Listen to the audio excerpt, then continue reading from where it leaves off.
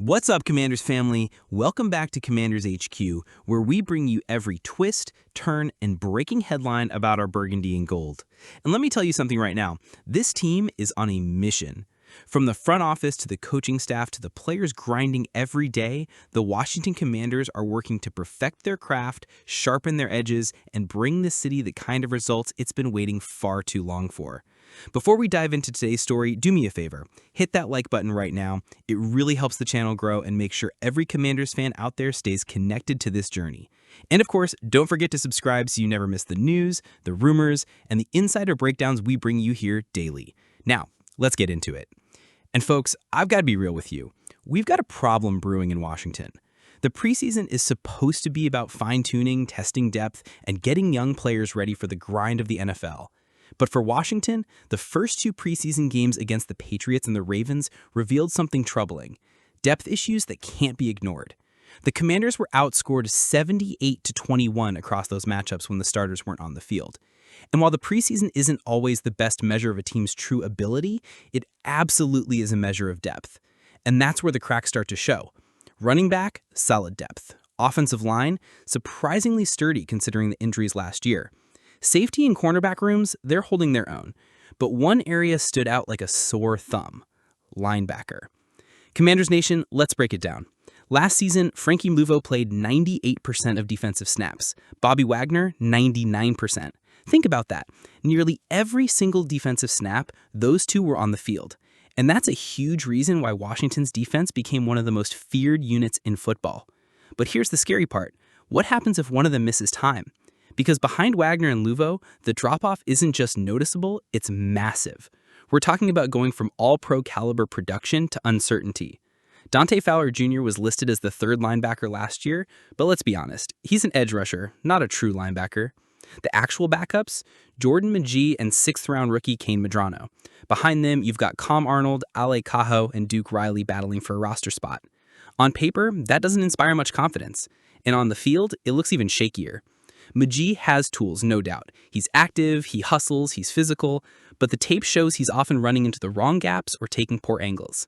That's not the kind of mistake you can afford against NFL offenses.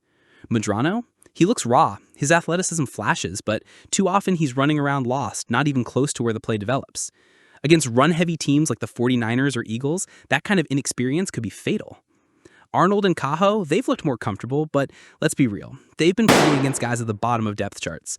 They're far more likely to end up on the practice squad than see meaningful snaps this season. That leaves Duke Riley.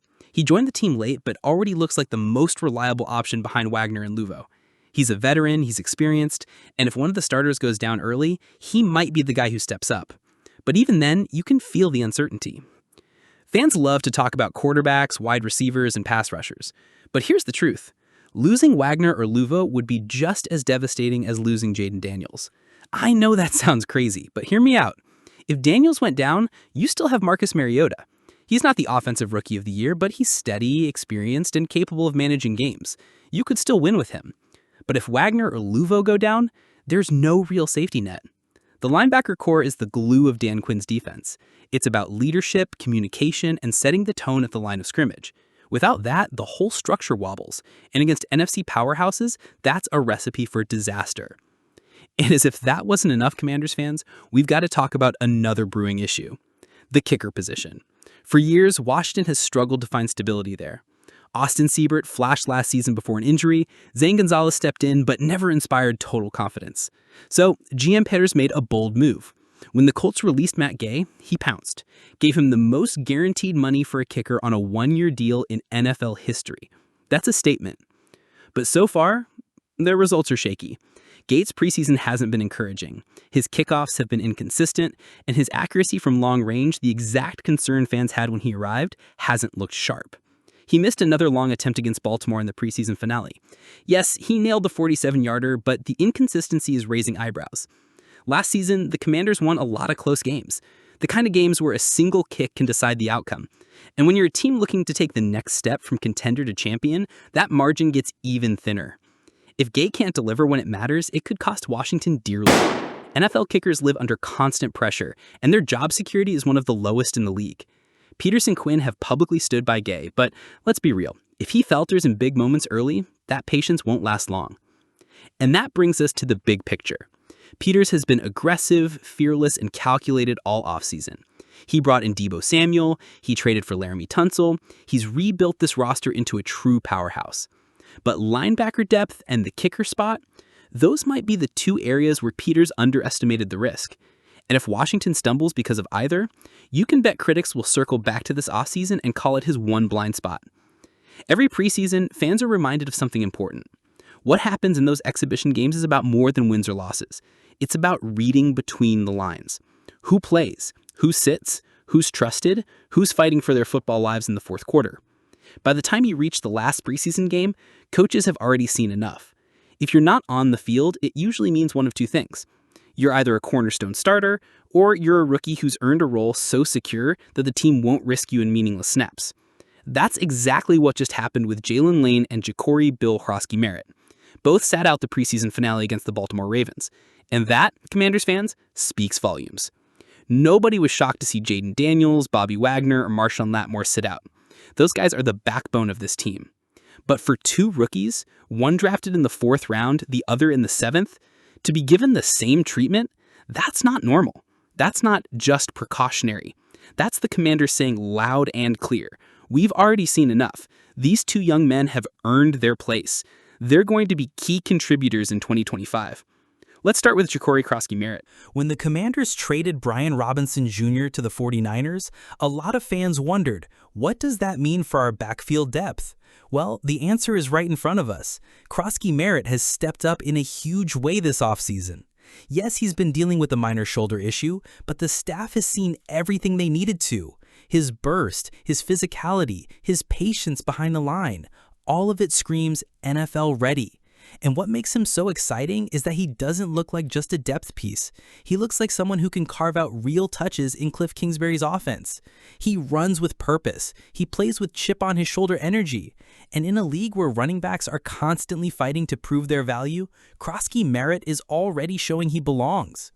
Now, let's talk about Jalen Lane.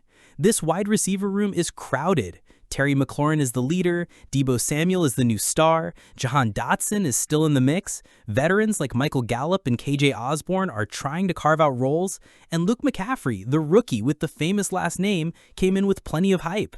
And yet it's Lane who's stealing the spotlight. His speed is electric. His ability to get vertical and stretch defenses fits perfectly into Kingsbury's spread concepts. And once the ball is in his hands, he's elusive, slippery, and dangerous. It's no exaggeration to say that Lane has already leapfrogged veterans on the depth chart. The fact that he was kept out of the preseason finale proves that the coaches are protecting him because they already know he's going to play meaningful snaps once the season begins. Think about that for a second. A 4th-round rookie walking into a stacked receiver room and instantly forcing his way into the conversation? That tells you all you need to know about how special this kid can be. Here's something that often gets overlooked. Talent matters, yes, but so does fit. And both Lane and Hrosky-Merritt have seamlessly slotted into Washington's new locker room culture. Head coach Dan Quinn has built a foundation of accountability, toughness, and brotherhood.